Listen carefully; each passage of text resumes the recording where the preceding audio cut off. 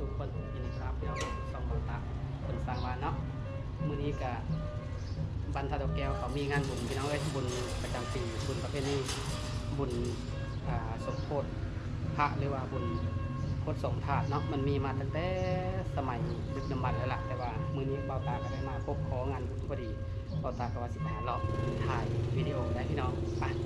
เดี๋ยวเบาตาสิไปหาเลาะถ่ายให้พี่ให้น้องได้รับเบิ่งชมได้ว่างานบุญนี้มันมีปีเหลือแน่แบบเลยแต่สลาตะเก่าจะมีงานฟ้อนแล้วก็งานตีกลองสำหรับมื้อนี้กับเบาตากับสิพาทุกคนไปเบิ่งเลยเนาะไป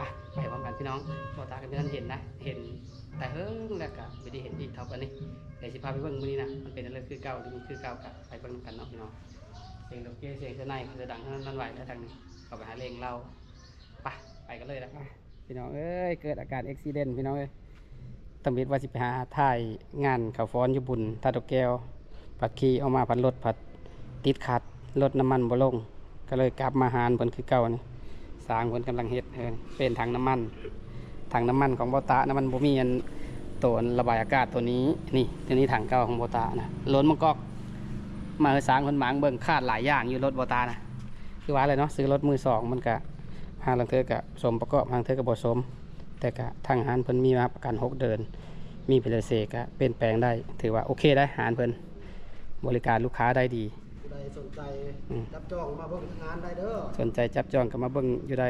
ตลาดนักกุจานเนาะหารตั้งอยู่แจตลาดนี่หารที่ขายรถเวทเพื่อสนใจก็มาเบิ่งเอาเด้อพี่น้องเด้อตอนนี้ก็เคยเป็นอะไรก่อนแล้วก็ยังมีอีแนวคาดอีกได้ปั๊มเทอร์โบก็คาดเปิดออกมาจะหางกระปึ้งอยู่นี่ตอนนี้สวมใส่เรียบร้อยละนี่เลยตอนนี้ปั๊มเทอร์โบคือเป็นตัวที่ดึงน้ำมันตัวท้ายเทอากาศน้ำมันว่าแล้วกลับไป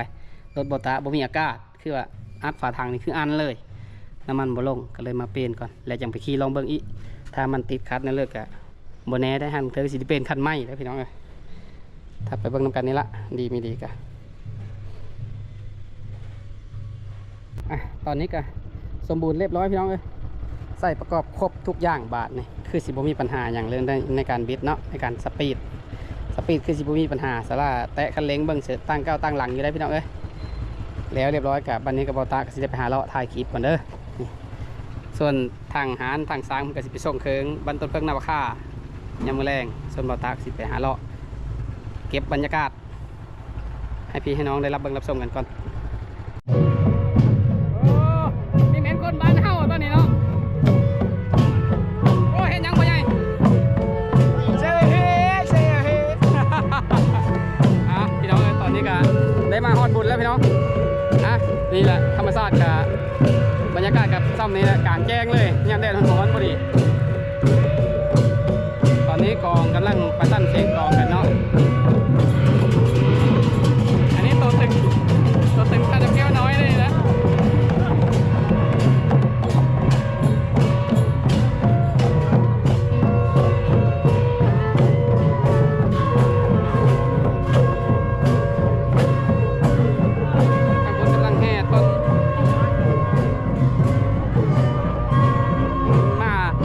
มีท่านงานฟ้อนพี่น้องเอ้ยมีท่านและตอนฟ้อนเสร็จน้องสาว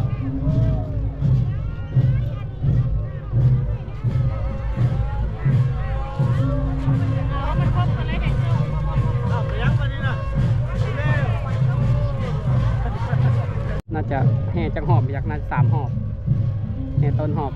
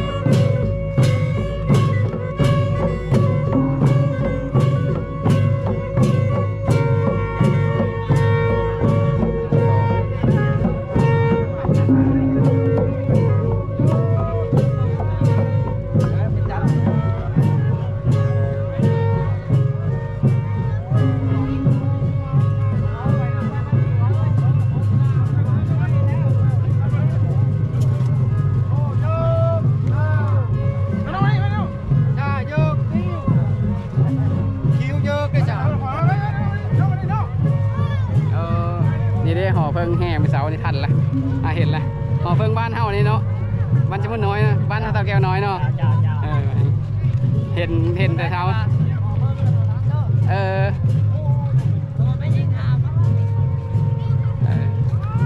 โอ้อันนี้ห่อเพิ่งบ้านนั้นสมุนน้อยสมัยยิ่งหาม